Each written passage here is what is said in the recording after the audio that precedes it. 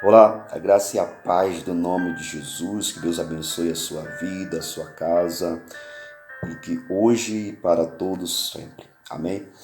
Eu senti de Deus de gravar essa mensagem, eu creio que vai ajudar muitas pessoas. É uma mensagem que fala sobre fé, fé na prática, em momentos mais difíceis da nossa vida, como colocar essa fé em prática, aquilo que você já tem em prática.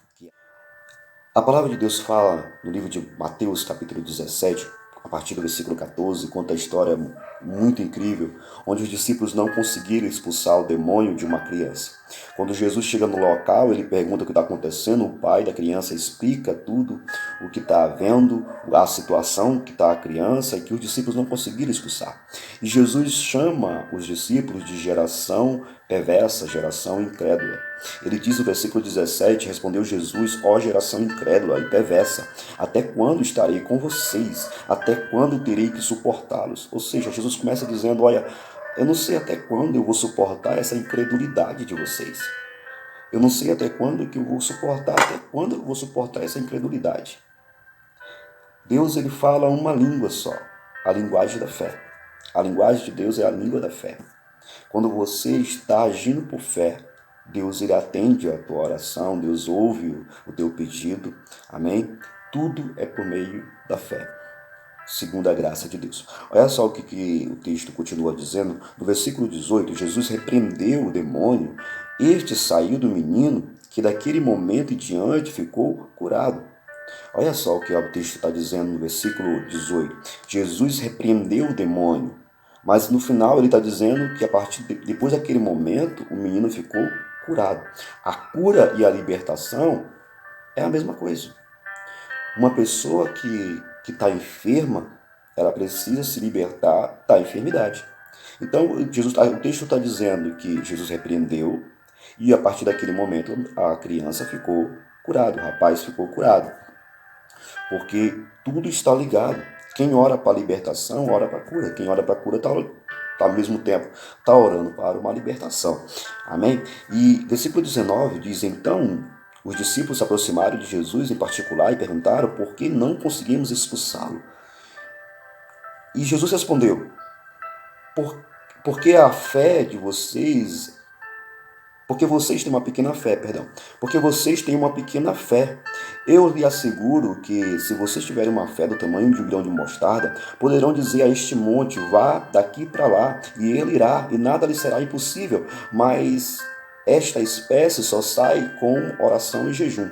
Presta bem atenção numa coisa, porque se eu estivesse lá naquele momento com Jesus, eu ia perguntar, mas Senhor, o senhor está dizendo que nós não conseguimos expulsar porque a nossa fé é pequena, mas aí o senhor compara e dá um exemplo de um grão de mostarda que é pequeno também.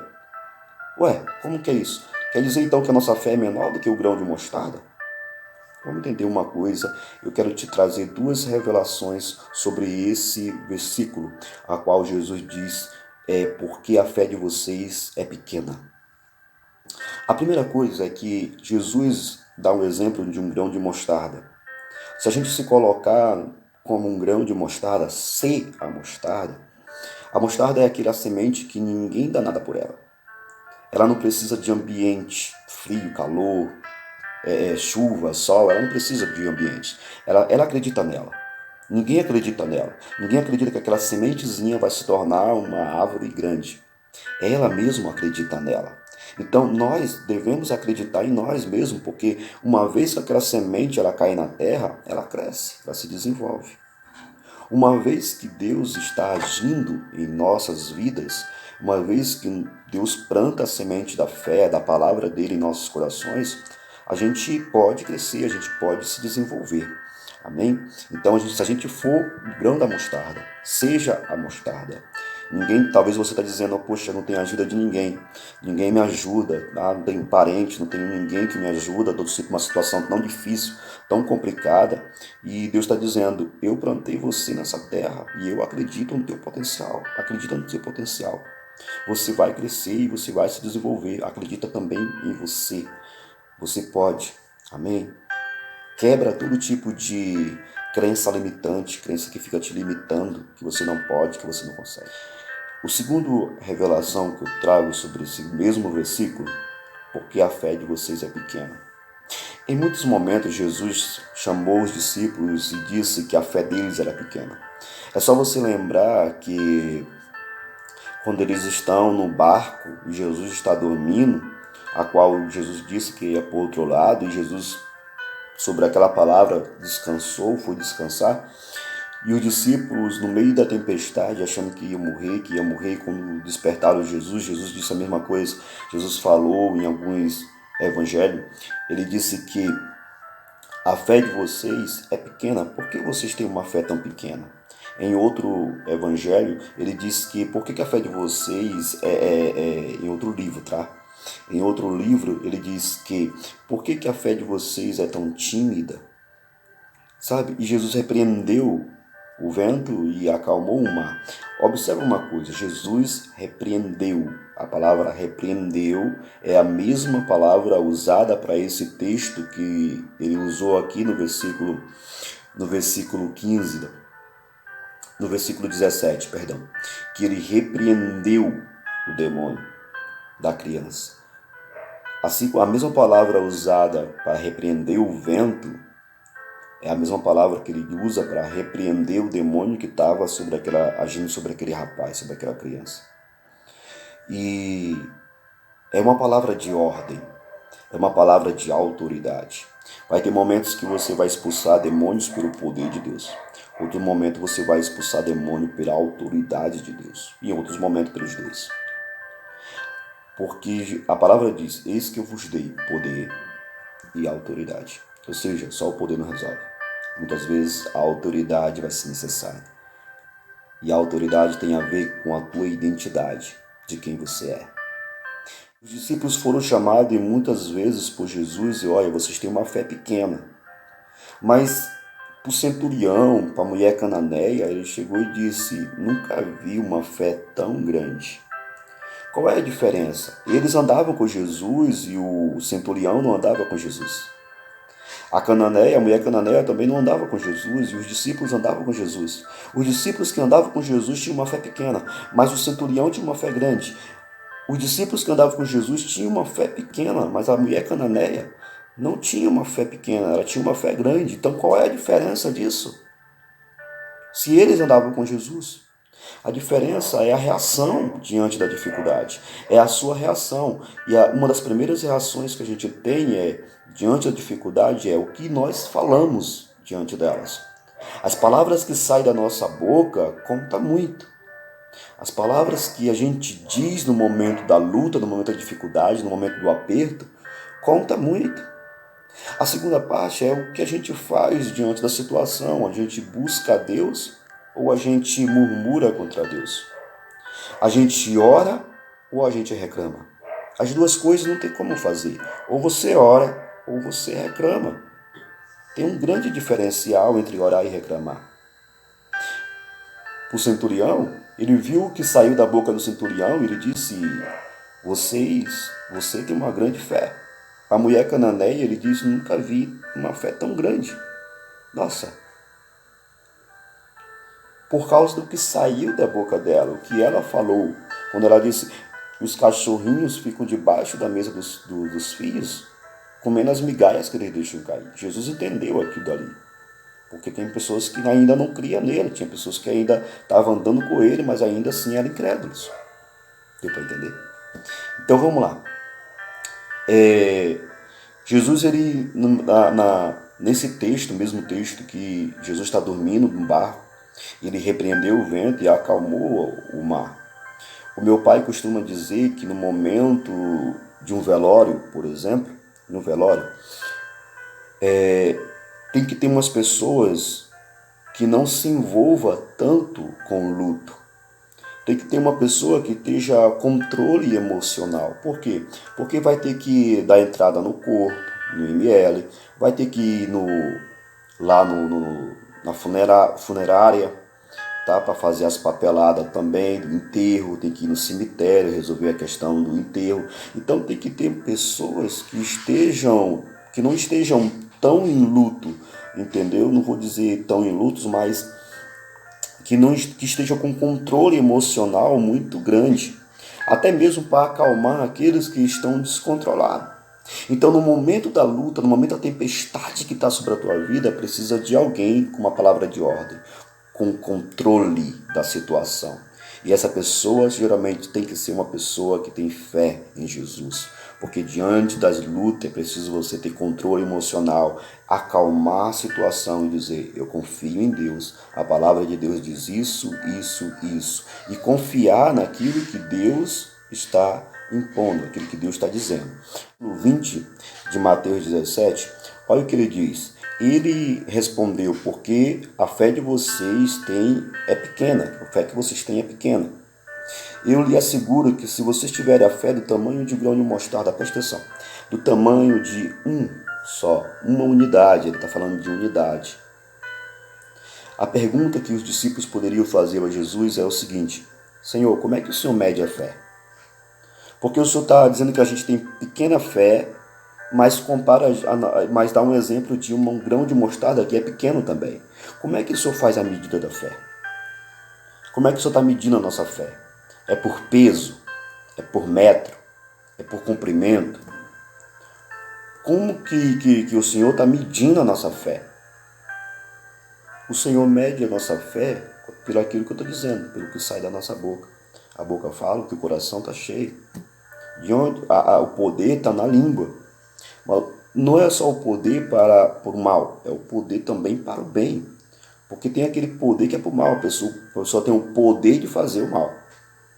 Porque o coração dela é cheio. E tem pessoas que têm o poder de fazer o bem. Porque o coração dela também está cheio. Amém? Vamos entender melhor isso aqui. Deixa eu te dar um exemplo que é fundamental. Imagina que você tenha um jardim. Nesse jardim você está preparando a terra, coloca aquela terra preta, trabalhar ela tudo corretamente, deixa ela toda pronta, tudo no ponto. E aí você planta nesse jardim uma semente de feijão.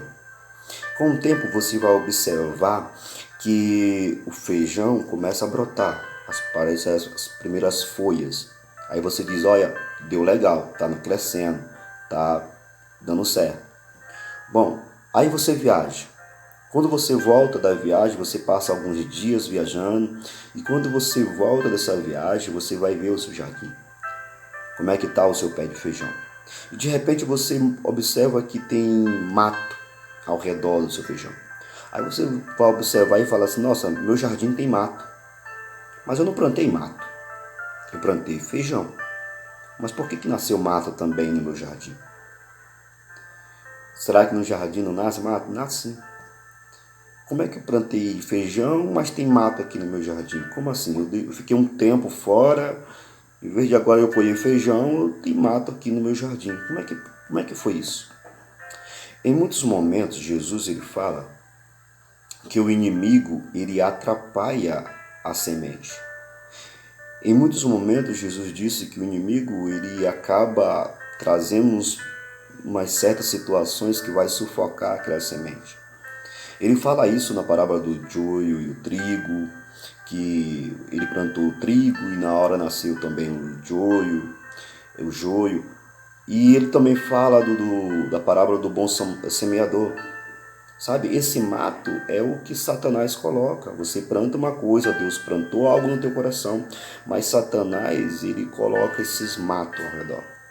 Na parábola do bom semeador, ele fala da semente que caiu no caminho e vieram as aves do céu, interromperam ali e comeram a semente. São aquelas pessoas que ouvem, não entendem, entendeu? E aí não consegue ter fé em Deus, porque a palavra que ela ouve, ela não entende, ela não permaneceu naquela palavra, ela não meditou, ela entrou por um ouvido, saiu por outro, desse tipo.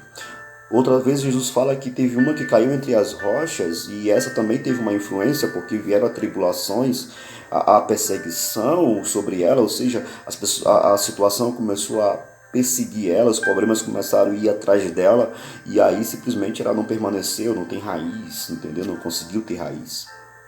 Então ele fala da outra semente que caiu entre os espinhos E essa semente também tem uma influência também, porque a Bíblia disse que se levantou os problemas dessa vida e sufocaram a semente. Não deixaram ela crescer, sufocaram essa semente. Também tem uma influência muito grande. E tem aquela que caiu em boa terra e foi trabalhada a terra. Numa terra que foi trabalhada, numa terra boa, numa terra fértil. O que é uma terra fértil? Justamente são pessoas que têm mais facilidade de perdoar, que têm mais facilidade de crer em Jesus, que tem mais aquele coração voltado. Porque uma terra fértil, como é que eu vou saber se a terra é fértil ou não? Eu só joguei a semente. Eu coloquei a semente, mas eu não sei se... Como que eu vou saber se a terra já está fértil? Se não fui eu que preparei a terra. Deu para entender? No caso da parábola do bom semeador, é Jesus que prepara o teu coração. Jesus prepara você. Mas é você que decide se você vai receber aquela semente ou não. Você é a terra. Jesus ele te traz em um ambiente onde você vai receber a semente. Na igreja, seja lá numa praça, ou qualquer outro local, na televisão, na rádio, ele vai te trazer um ambiente que você vai receber a mensagem. Como por esse vídeo, por exemplo. Você vai receber a mensagem, mas é você que decide o que você faz com a mensagem. Se você deixa ela entrar no teu coração ou você simplesmente não cria raiz nela. Deu para entender? Então, esse jardim é uma semente. Jesus ele vem e planta uma semente. Mas Satanás vem e coloca outras sementes. Coloca o mato no teu jardim. E aí sufoca a tua semente e atrapalha um pouco.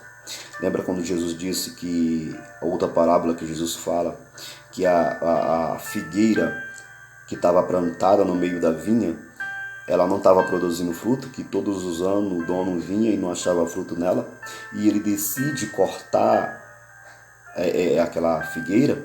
Então o trabalhador diz e fala, não, deixa que eu vou trabalhar mais um ano nela. E ele começa trabalhando pelo arar ao redor, limpar ao redor, entendeu? Cavar a raiz, colocar aqueles produtos lá que tem que botar, trabalhar, colocar mais terra, entendeu? Então ele vai trabalhar a raiz da semente. Talvez a nossa raiz esteja muito enfraquecida e a gente está sufocado por muitas coisas. Talvez a tua fé esteja sufocada por muitas coisas, por muitos problemas, por muitos desesperos até. Porque os discípulos, a fé deles estava sufocada pelo desespero, que acharam que eles iam morrer, que não tinha mais jeito. Sabe, Jesus ele é muito bom. Jesus ele é bom. Jesus ele está falando ao nosso coração. Creia somente. Somente creia. Creia somente. Creia em Deus. Quando ele amaldiçoou a figueira, ele disse, os discípulos falam, mestre, a figueira secou. E ele fala, crede em mim, a palavra, e crede também em Deus. Crede em Deus. Essa situação não vai ficar assim. Basta você usar a tua fé, basta você colocar a tua fé em ação, você vai sair dessa situação, você vai dar a volta por cima. Primeiramente, acredite em você. Acredite em você. E mais primeiramente ainda, acredite em Deus, sobre tudo. Acredite em você e sobre todas as coisas acredite em Deus. Não duvide. A Bíblia diz que o reino dos céus é como uma criança. Que as crianças veem o reino do céu. Por quê? Qual é esse exemplo? Por que Jesus deu esse exemplo? Que o reino dos céus, as crianças são do reino dos céus, que as crianças se parecem muito com o reino dos céus. Eu creio que quando você diz para uma criança que você é o super-homem, ela acredita. Se você disser para uma criança que as vacas voam, elas vão acreditar. Elas não vão duvidar. Se você diz para uma criança, filho, eu vou ali, quando eu voltar eu trago algo para você, eu trago um bombom para você, eu trago um doce, trago uma bala para você, trago um presente para você. Você pode até demorar, mas quando você voltar, a criança vai dizer, pai, mãe, cadê o que você me prometeu? Cadê o que você trouxe para mim? Jesus compara as crianças assim. Seja como uma criança. Não só na inocência, mas na capacidade de não duvidar daquilo que o seu pai e sua mãe estão dizendo que vai fazer. Tá bom? Deus abençoe teu dia. Amém? Que você tenha uma semana gloriosa, uma quinta, uma sexta, um sábado, um domingo, uma segunda, seja lá qual for o dia que você estiver, Deus está no controle de tudo. Amém.